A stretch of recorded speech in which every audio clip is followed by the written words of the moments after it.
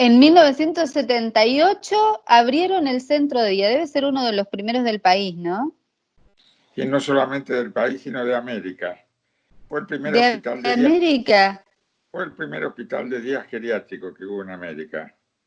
No sabemos si en Pero Estados Unidos hubo alguno anterior, porque no tenemos el dato. Pero sí de Latinoamérica seguro.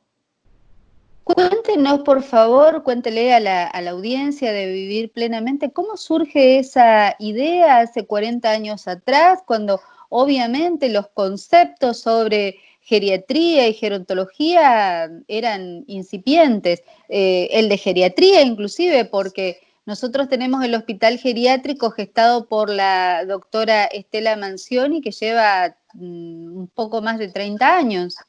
La conozco muy bien, es un excelente profesional. Así es, un orgullo. Sí, yo creo que es un orgullo también para mí ser su amigo. A ver, le voy a contar lo siguiente. En realidad, nosotros en geriatría y gerontología, hace muchos años que tenemos la idea de que las residencias geriátricas deberían ser algo, Sí. digamos, que se deberían tener básicamente cuando se necesitan y no cuando no se necesitan. Ahora lo estamos viendo con esta situación, ¿no es cierto? Donde de repente las personas muy dependientes, es lógico que estén en una residencia, pero hay otras personas que no lo requieren, que nosotros llamamos ancianos vulnerables por edad, ¿no es cierto? Pero que a lo mejor no tienen una dependencia demasiado importante.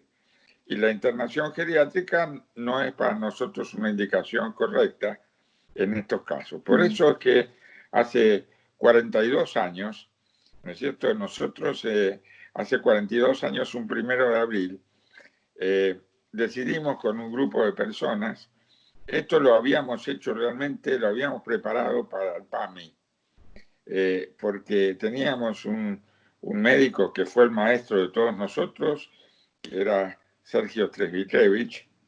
Sergio trabajaba en PAMI, habíamos hecho un trabajo para que se pudiera realizar para la gente de PAMI, pero bueno, después llegó, estoy hablando del año 78, estamos hablando de que en el 76 llegó, digamos, la dictadura, y con eso lo que hicieron fue borrar absolutamente todo lo que se había trabajado para que PAMI tuviera esto. Entonces, los que de alguna manera habíamos hecho todo el trabajo, dijimos, bueno, vamos a intentarlo hacer de manera... En forma privada. Claro, era una patriada, ¿no? Jugando a saber qué podía pasar con esto.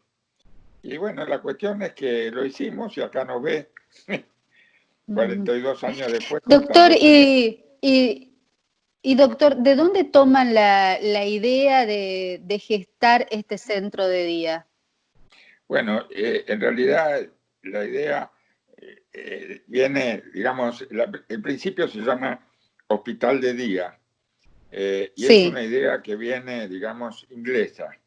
La geriatría inglesa fue para nosotros la gran enseñanza. Ellos lo tenían, digamos, como parte de un sistema de salud donde se incluía toda la parte sociosanitaria, que ahora vemos que nosotros no la tenemos correctamente desarrollada con todo esto que nos pasa. Claro. Entonces, los ingleses fueron los primeros, pero la verdad es que yo tuve contacto sobre todo con los franceses y los españoles, que ya tenían estos hechos en Madrid y en París. Entonces traje el tema pensando en ello, pero a diferencia de ellos, la nuestra era un centro privado por las condiciones que le dije antes, y todos los de ellos eran centros públicos. Entonces había un factor agregado que era el económico, ¿no es cierto? Que era difícil imaginarse quién podía pagar tratamientos de este tipo cuando uno no conocía de qué se trataba. En realidad siempre hubo, nuestros primeros pacientes fueron los papás de profesionales que entendieron el sistema. pero tuvimos como 7, 8 veces a punto de quebrar porque no teníamos masa crítica de pacientes para mantener el centro. Pero bueno, Claro, salimos adelante, se lo puedo contar. pero qué maravilla. Y cuénteme, con todos estos años de experiencia que usted tiene, ¿cómo ve la realidad gerontológica frente a la pandemia? Bueno, es una buena pregunta. En principio yo no creo, digamos, que toda la población tiene que estar aislada por razones, no, lo voy a decir mejor. Vamos a decir, el aislamiento impuesto es un aislamiento que no fue fácil para incorporar a la gente mayor como yo. ¿Está bien? Sí. ¿Por qué? Porque creemos que epidemiológicamente tenían razón y estuvieron bien en lo que hizo el gobierno. O sea, no estamos en contra de esto. Pero obviamente que, no sé, creo que la demostración de lo que se ha hecho en el país con el tema del aislamiento da cuenta de que la sociedad está lo suficientemente madura como para aceptar las medidas. Hay cosas Sí.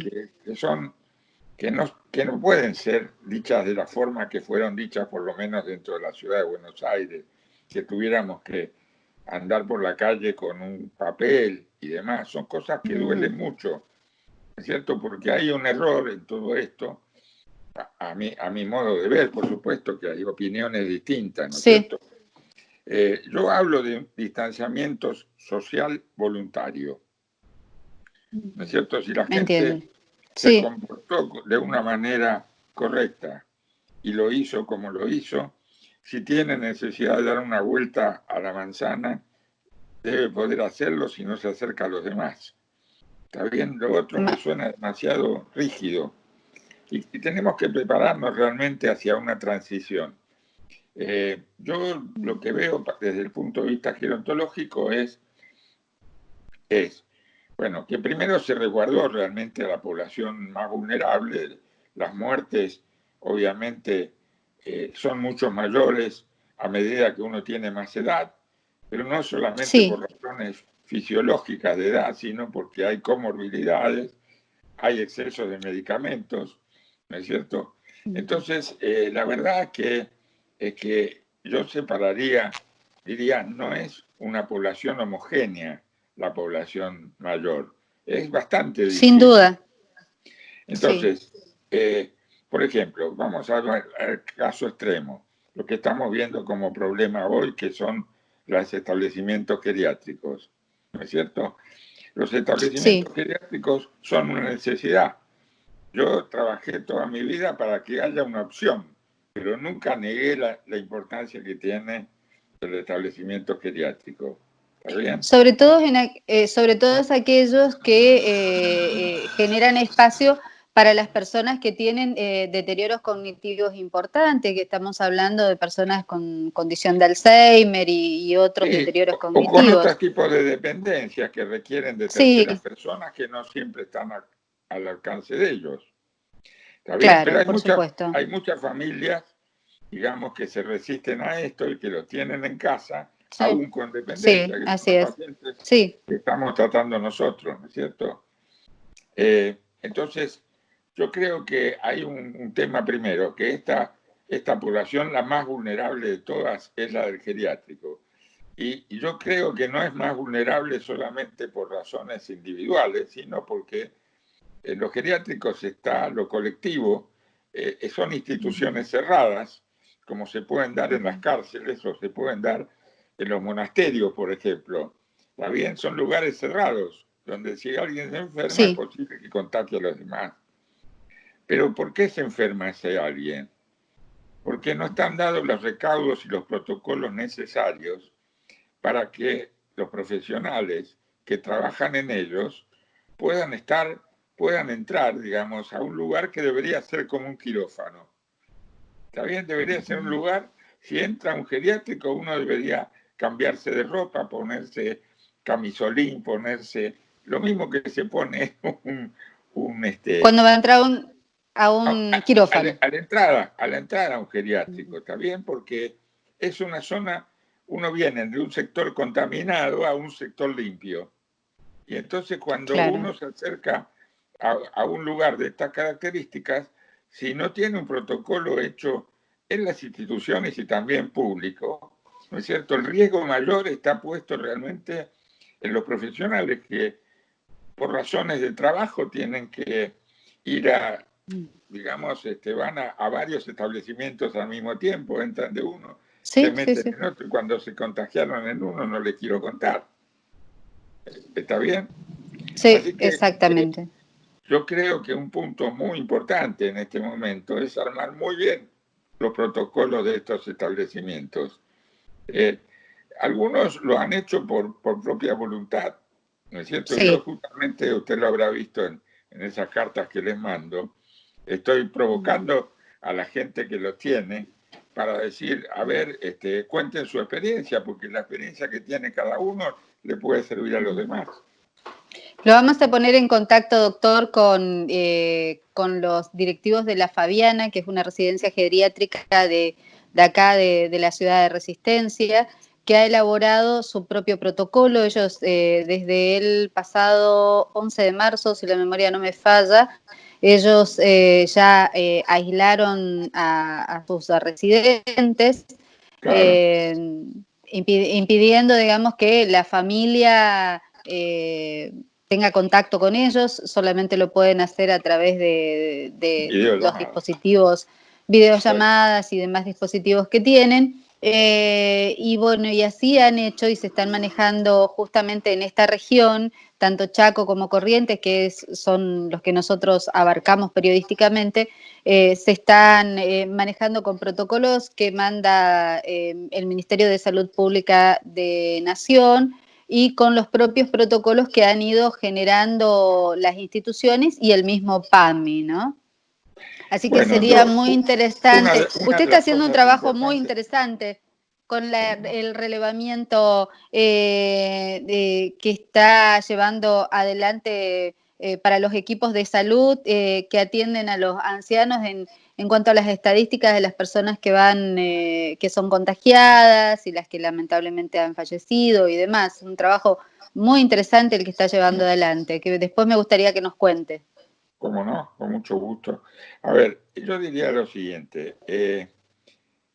Seguramente, ¿por qué hablo de protocolos? Porque los protocolos sirven para que nosotros tengamos una especie de normativa que podamos cumplir, y esa normativa tiene que salir de un consenso. Sí. ¿No es cierto? Un consenso quiere decir que los geriatras también tienen que estar en la parte de discusión, porque el problema de la pandemia no es un problema exclusivamente sanitario, ¿no es cierto? Sabemos que es un problema, ni siquiera es médico, también es social, ¿está bien? También sí. Es económico, también es institucional, por lo que estamos viendo.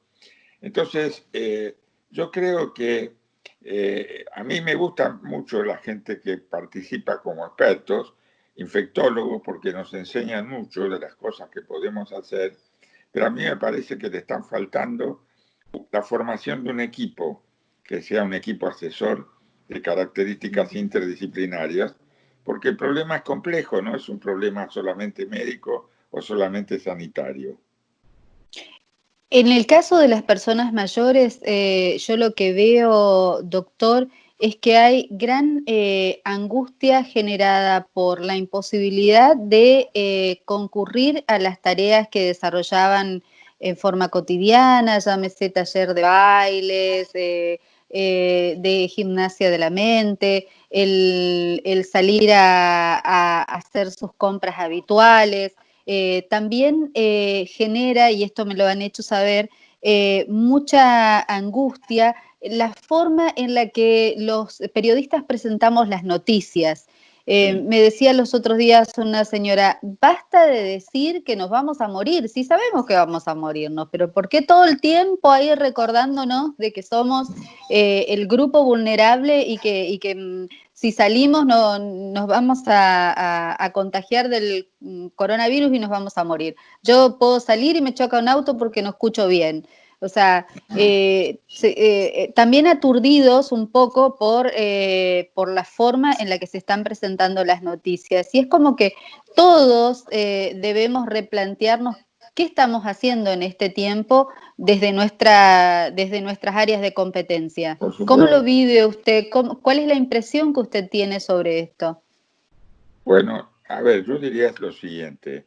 Yo hago una carta para mis pacientes, digamos, semanalmente, sí, para contarles un poco con lenguaje más natural lo que se dice a través de los medios. Y como en los medios hay muchas ideas contradictorias, porque sí, está el tema, pero no es un tema solamente de los medios. Yo quiero contarle que en la parte internacional han aumentado un 36% la cantidad de trabajos sobre el coronavirus, y muchos de esos trabajos fueron, digamos, publicados antes de pasar las evidencias necesarias. Y inclusive, o sea que la fake news no es un tema solamente que viene de la prensa. También, hay muchos intereses en el medio de todo esto. Y entonces revistas como Science, Nature, que son revistas muy importantes a nivel mundial, que tienen muy buenos controladores para que los trabajos sean lo más perfectos posible, han pasado cosas que han tenido que bajar. O sea que yo estoy hablándole que la parte científica también tenemos este problema, no es un tema solamente que las noticias alarmistas vienen por parte de la prensa, vienen también de parte de la ciencia. ¿Está bien? Esto es así. Ahora, yo diría, nosotros tenemos un concepto, los geriatras, que se llama la filosofía del pequeño riesgo. Se la explico en pocas palabras. ¿Qué es la filosofía del pequeño riesgo? Por favor. A ver, si yo lo sobreprotejo tanto al anciano que no lo dejo caminar, la chance de que se caiga es mucho mayor, ¿está bien?, que si no lo hace. Entonces, yo acepto que está el pequeño riesgo de que se puede tropezar, ¿no es cierto?, que tiene que agarrarse y qué sé yo, pero el riesgo a la caída es mayor, y si yo no lo dejo caminar, la hipotonía muscular y los problemas que voy a tener en los miembros inferiores va a ser mucho más causal de la caída que de lo que estábamos hablando. Entonces, esto es la filosofía del pequeño riesgo.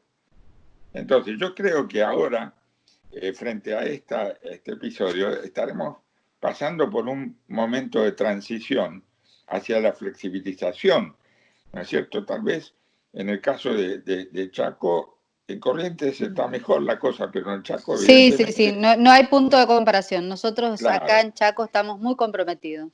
Están muy comprometidos. Los llevo adelante las estadísticas de ustedes junto con los demás del país. Y la verdad, también yo estoy asombrado. Supe las razones que dieron, la gente que vino afuera fue muy importante en los primeros momentos, y después hay casos aislados que producen esto. Bueno, yo diría así, si nosotros en realidad funcionamos portándonos bien con el tema el distanciamiento. Del distanciamiento social. ¿Por qué no pasamos a una segunda etapa que yo le diría distanciamiento social voluntario? ¿Está bien? Si ya estamos educados que el distanciamiento es necesario, y nuevamente yo creo que la gente se porta bien con esto, los que se pueden portar bien, porque los casos que vemos hacinados en las villas no son fáciles, no existe un distanciamiento, y no porque no quieran o que quieran transgredir, sino porque no pueden. Y no, en una misma habitación deben vivir 10 personas en algunos casos. Por eso, a eso me refiero. Es el tema del geriátrico, ¿está bien? En chiquitos el tema del geriátrico con personas, una buena idea, mire, pensar en el geriátrico y pensar en las villas para ver qué pasa con ese sentido. ¿Está bien? Porque es un lugar así, de hacinamiento, ¿está bien? Ujú. Con personas que van y entran y salen y salen y pueden contagiar. Bueno, lo que yo le estaba contando, perdóneme que me fui un poquito, es esto Sí, del distanciamiento social voluntario.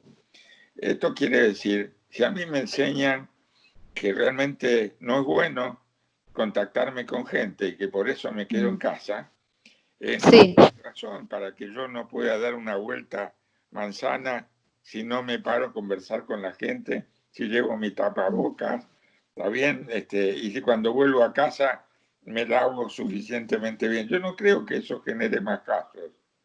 ¿Está bien? El sin tema son los duda. agresores. Y tener y también tener la posibilidad de irte a comprar la fruta, la Por verdura, o supuesto. sea, También es eh, difícil pedirle a los hijos que hagan esto por nosotros, sobre sin todo los que duda. somos autónomos. Claro, ¿Está bien? claro, claro. Sí, sí, sí, sin duda. Bueno, los problemas que me enfrento en este momento en realidad con el centro son de otro tipo, porque Mm. atendemos pacientes con deterioros cognitivos leves, ¿no es cierto?, y con demencias de distintos grados. ¿Y cómo están Nosotros, trabajando? nosotros estamos trabajando de manera virtual, porque desde el 16 de marzo tuvimos que parar. Antes ya dejaron de venir gente porque empezaron los primeros casos el 3 de marzo y entonces Claro. la familia no los mandó. Entonces hemos inventado un sistema que todavía no sabemos qué resultado nos va a dar, qué creemos que vamos a tener. Sí sabemos que ayudamos a la familia porque le aliviamos la ansiedad a la familia.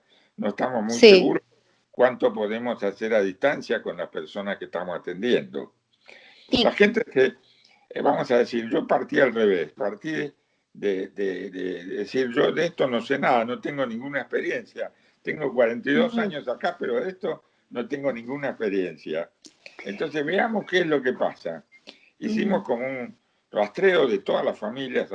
Yo tengo en este momento 60 y tantos pacientes que estamos ujú, atendiendo y ujú, llamamos a toda la familia para saber quién vivía con ellos, quién estaba con ellos, si necesitaban o no apoyo externo, si ujú. habían tenido Sí, enfermedades, si habían tenido problemas, digamos, de lo que se llaman síntomas asociados con la demencia, digamos, de agitación, delirios, etcétera, etcétera, ¿no es cierto? Y qué problemas reales teníamos y en qué lo podíamos ayudar. Entonces salieron demandas muy interesantes. Hablamos también con los pacientes. Algunos estaban preocupados porque a veces hace años que están juntos o meses que están juntos y entonces se preocupan por el otro, por el amigo, el que claro, no por pueden ver. supuesto, que no pueden Entonces ver todos los días. hicimos por Zoom una videoconferencia, se vieron y se quedaban muy aliviados, por ejemplo. ¿Está bien? Qué Eso bueno, qué surgió de la bueno. charla con ellos. De la charla con Y, la familia surgieron otras cosas. Por ejemplo, sí, la necesidad de que le mandemos ejercicios que sean fáciles para poder seguir manteniendo ellos eso. Ellos solo, o si tienen cuidadores formales que no son familia también, que puedan hacerlo de una claro. manera sencilla. ¿Está bien? Así que toda la gente que trabaja con ellos armó, digamos, pequeños videos y usted los quiere ver, Mm, después está en la web nuestra para que vea lo que mm, es la tarea que hemos hecho. Y ahí entonces tenemos varias secciones. Una es mm.